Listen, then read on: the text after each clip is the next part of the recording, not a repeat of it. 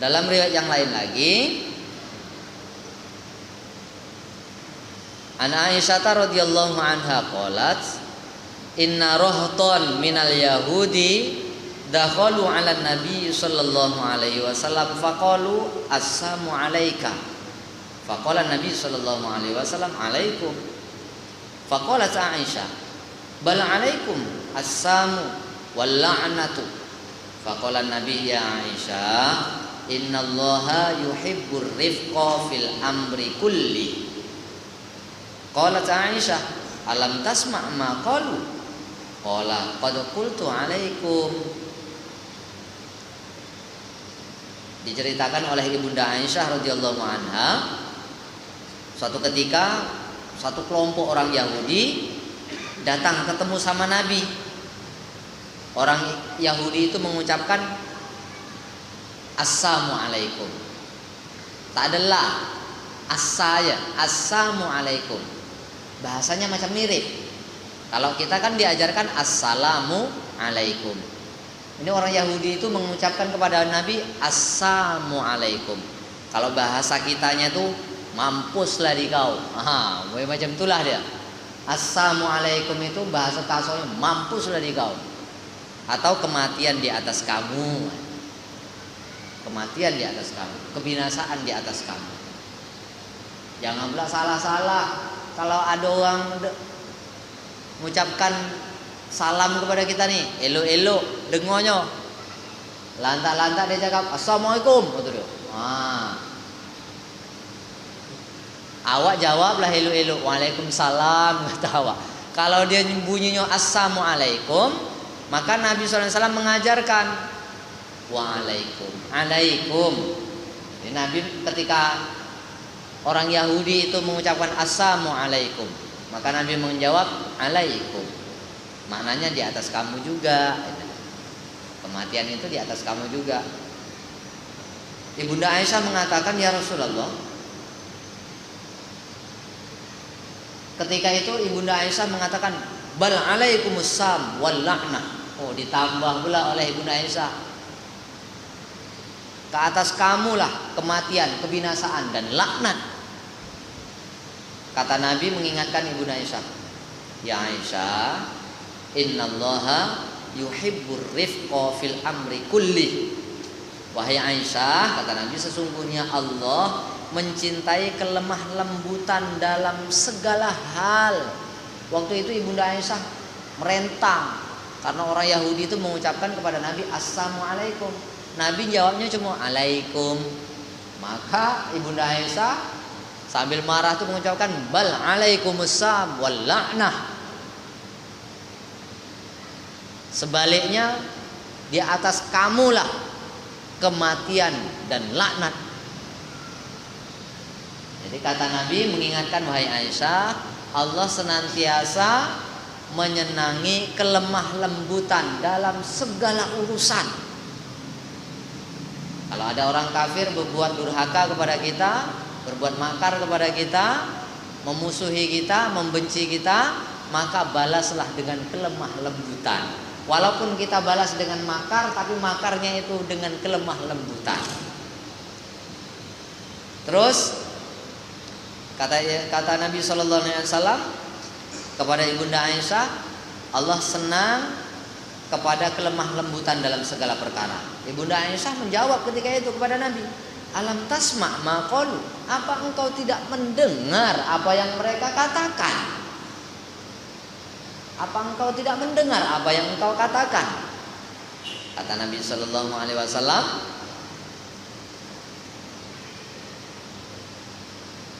qad qultu alaikum, sesungguhnya aku sudah mengatakan kepada mereka alaikum, ke atas mereka, ke atas kamu.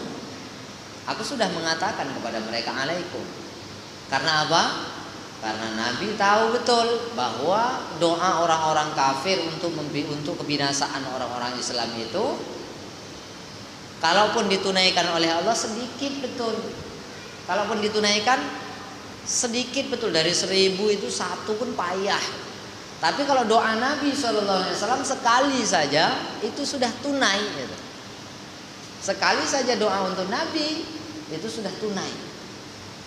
Maka kita sudah diajarkan melalui hadis ini oleh Nabi Shallallahu Alaihi Wasallam, ketika ada orang kafir yang mencela kita, yang mendoakan keburukan kepada kita, maka jawablah dengan ringkas, alaikum. Seperti itu saja. Ke atas kamu juga, alaikum. Kalau dia mendoakan yang gini-gini macam-macam, alaikum. Sudah itu saja kita doakan. Tidak usah pula kita balas dengan yang lebih parah daripada itu. Jangan pula kita menjawabnya, membalasnya dengan yang lebih parah. Umpamanya dia mencaci maki kita 3 kali, kita caci maki dia pula sampai 4 kali. Tidak seperti itu. Cukuplah kita katakan alaikum, alaikum. Ini kepada orang kafir. Bagaimana dengan kepada orang Islam? Kepada orang kafir saja kita diajarinya untuk membalas itu sesuai dengan perlakuannya saja. Kalau kepada orang Islam tentu tidak seperti itu. Lebih bagus lagi memaafkan. Ya sudah, aku maafkan. Karena dia mengucapkan assalamualaikum tadi tak ngerti, aku jawablah waalaikumsalam warahmatullahi wabarakatuh. Itulah dia. Kita jawab dengan kebaikan-kebaikan.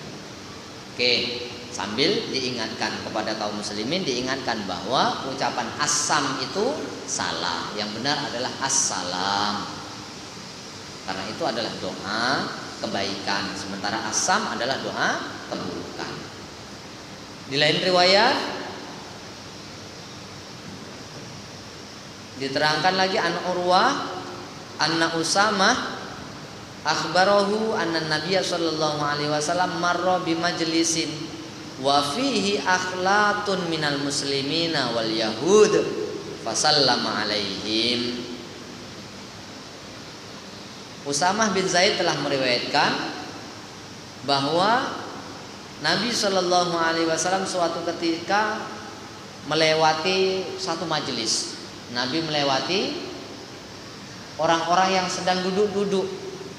Dan orang yang duduk ini tadi bercampur baur antara orang Islam dengan orang Yahudi. Kaum muslimin sedang duduk-duduk bersama dengan orang Yahudi, dengan orang kafir. Nabi lewat. Ketika itu Nabi mengucapkan salam kepada kelompok itu, kepada kumpulan itu. Hadis ini menjelaskan bolehnya seseorang itu mengucapkan salam kepada satu kumpulan, yang kumpulan di situ ada orang Yahudi, ada orang Nasrani, ada orang Islam. Boleh diucapkan salam. Umpamanya dalam sebuah pertemuan umum, kita ucapkan salam. Sementara pertemuan itu, di dalam pertemuan itu ada orang kafir, ada orang Islam. Maka salam yang kita ucapkan itu memang diperbolehkan karena Nabi melakukan hal itu. Jadi jangan pula nanti kita protes, itu kan ada orang kafir, jadi tidak payahlah kita ucapkan salam. Protes itu salah. Tetap boleh mengucapkan salam kalau di kelompok itu ada orang Islam yang bergaul dengan orang-orang selain Islam. Jadi tetap ucapkan salam. Kalau umpamanya masuk ke warung kopi, umpamanya kan, masuk warung kopi, di warung kopi itu kan campur umpamanya, ada orang Cina, ada orang kafir, ada orang Islam. Maka ketika kita masuk ke sana boleh ucapkan salam, assalamualaikum, boleh. Jadi ini yang berkaitan dengan bercampur baurnya antara kaum muslimin dan orang-orang kafir, maka diperbolehkan untuk mengucapkan salam.